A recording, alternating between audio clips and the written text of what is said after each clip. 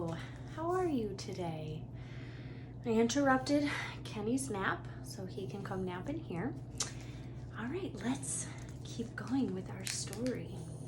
So,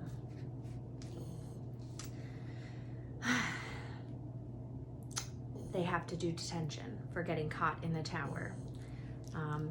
Harry, Hermione, Ron, and Neville. No, not Ron, sorry. Malfoy and Neville. They all have to do detention. Remember, Ron was in the hospital? Wow. Okay, so. All right, so they had to go at 11 o'clock at night, and they had to go to the Forbidden Forest.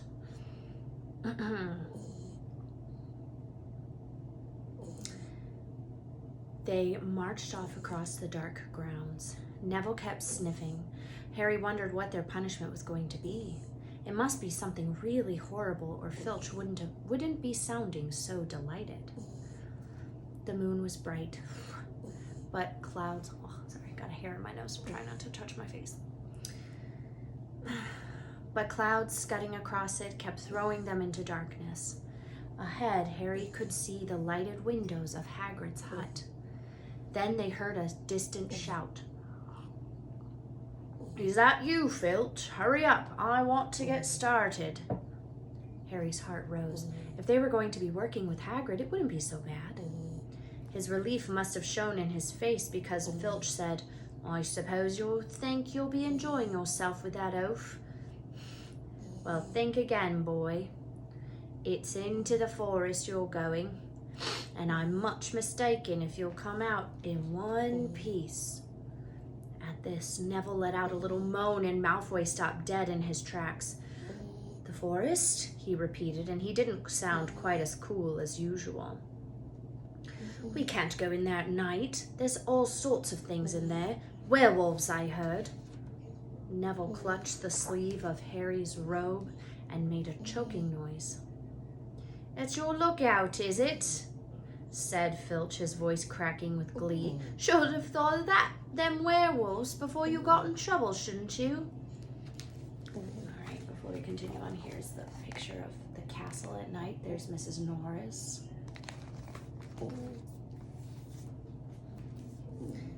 Hagrid came, striding toward them out of the dark, Fang at his heel.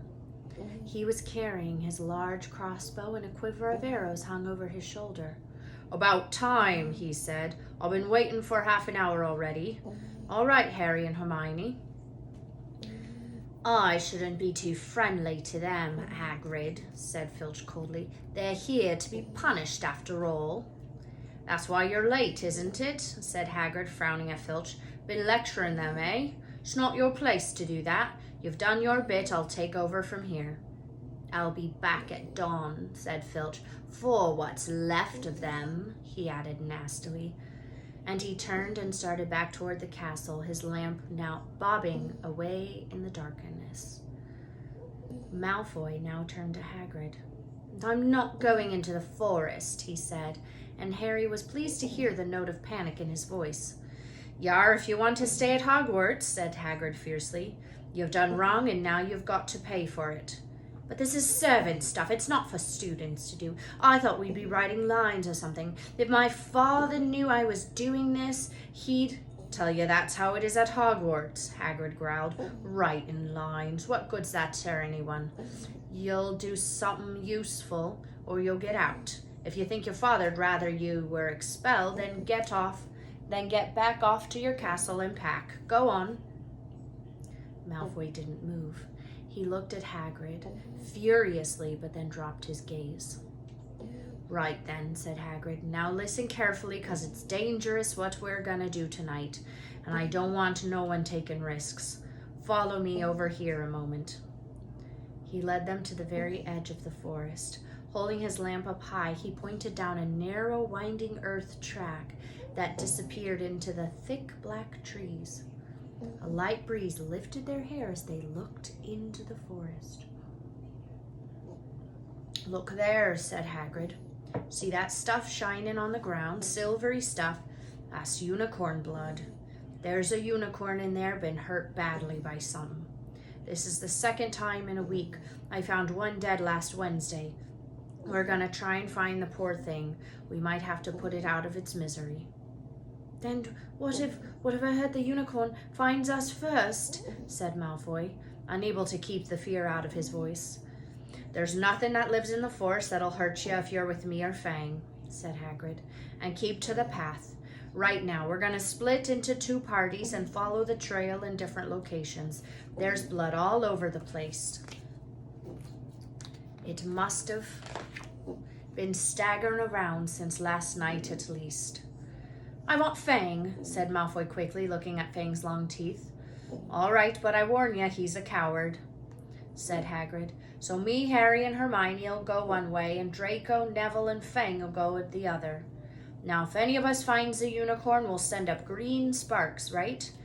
Get your wands out and practice now, that's it. And if anyone gets in trouble, send up red sparks, and we'll all come and find you, so be careful. Let's go." The forest was black and silent. A little way into it, they reached a fork in the earth path, and Harry, Hermione, and Hagrid took the left path, while Malfoy, Neville, and Fang took the right. They walked in silence, their eyes on the ground. Every now and then a ray of moonlight through the branches above lit a spot of silver-blue blood on the fallen leaves.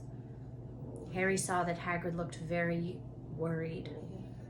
"Could a werewolf be killing the unicorns?" Harry asked.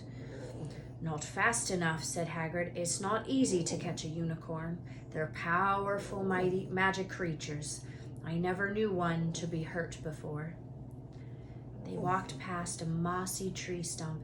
Harry could hear running water. There must be a stream somewhere close by. There were still spots of unicorn blood here and there along the winding path. "You all right, Hermione?" Hagrid whispered. "Don't worry. It can't have gone far if it's this badly hurt, and then we'll be able to—" "Get behind that tree!" Hagrid seized Harry and Hermione and hoisted them off the path behind a towering oak. He pulled out an arrow and fitted it into his crossbow, raising it ready to fire. The 3 of them listened. Something was slithering over dead leaves nearby. It sounded like a cloak trailing along the ground. Hagrid was squinting up the dark path, but after a few seconds, the sound faded away. "I knew it," he murmured. "There's something in here that shouldn't be." "A werewolf?" Harry suggested. "That wasn't no werewolf, and it wasn't no unicorn neither," said Hagrid grimly. "Right, follow me, but careful now." They walked more slowly, ears straining for the faintest sound. Suddenly, in a clearing ahead, something definitely moved. "Who's there?" Hagrid called. "Show yourself, I'm armed." And into the clearing came, was it a man or a horse? To the waist, a man with red hair and beard, but below that was a horse's gleaming chestnut body with a long reddish tail. Harry and Hermione's jaws dropped. "Oh, it's you, Ronan," said Hagrid in relief. "How are ya?" He walked forward and shook the centaur's hand. "Good evening to you, Hagrid," said Ronan. He had a deep, sorrowful voice. "Were you going to shoot me?" "Can't be too careful, Ronan," said Hagrid, patting his crossbow. "There's something bad loose in this forest. This is Harry Potter and Hermione Granger, by the way, students up at the school. And this is Ronan, you two. He's a centaur." "We noticed," said Hermione faintly. "Good evening," said Ronan. "Students, are you? And do you learn much up at the school?" A bit," said Hermione timidly. "A bit? Well, that's something," Ronan sighed. He hung back his head and stared at the sky. "Mars is bright tonight." "Yeah," said Hagrid, glancing up too. "Listen, I'm glad we've run into you, Ronan, 'cause there's a unicorn been hurt. You seen anything?" Ronan didn't answer immediately. He stared unblinkingly upwards, then sighed again. Always the innocent are the first victims, he said. So it has been for ages past. So it is now. Yeah, said Hagrid. But have you seen anything, Ronan? Anything unusual? Mars is bright tonight, Ronan repeated, while Hagrid watched him impatiently. Unusually bright. Yeah, but I was meaning anything unusual a bit nearer home, said Hagrid. So you haven't noticed anything strange? Yet again, Ronan took a while to answer. At last he said, the forest hides many secrets. Of movement in the trees behind Ronan made Hagrid raise his bow again, but it was only a second centaur, black-haired and bodied, wilder looking than Ronan. Hello, Bane, said Hagrid. All right. Good evening, Hagrid. I hope you are well. Well enough. Look, I just been asking Ronan. You seen anything odd in here lately? Only there's a unicorn been injured. Would you know anything about it? Bane walked over to stand next to Ronan. He looked skywards. Mars is bright tonight, he said simply. We've heard, said Hagrid grumpily. Well, if either of you do see anything, let me know, won't you? We'll be off then. Harry and Hermione followed him out of the clearing, staring over their shoulders at Ronan and Bane until the trees blocked their view. Never, said Hagrid irritably, try and get a straight answer out of a centaur. Ruddy stargazers, not interested in anything closer than the moon. Are there many of them in here? Asked Hermione. Oh, a fair few. Keep themselves to themselves mostly, but they're good enough. About turning up if I ever want a word. They're deep-mind creatures. They're deep-mind centaurs. They know things. Just don't let on much. Do you think that was a centaur we heard earlier? Said Harry. Did that sound like hooves to you? Nah, if you ask me, that's what's been killing the unicorns. Never heard anything like it before. They walked on through the dense, dark trees. Harry kept looking nervously over his shoulder. He had the nasty feeling they were being watched. He was very glad they had Hagrid and his crossbow with them. They had just passed a bend in the path when Hermione grabbed Hagrid's arm. Hagrid, look! Red sparks! The others are in trouble! You two wait here, Hagrid shouted. Stay on the path. I'll come back for you. They heard him crashing away through the undergrowth and stood looking at each other very scared until they couldn't hear anything but the rustling of leaves around them. And we'll pause there for today as we leave Harry and Hermione in the forest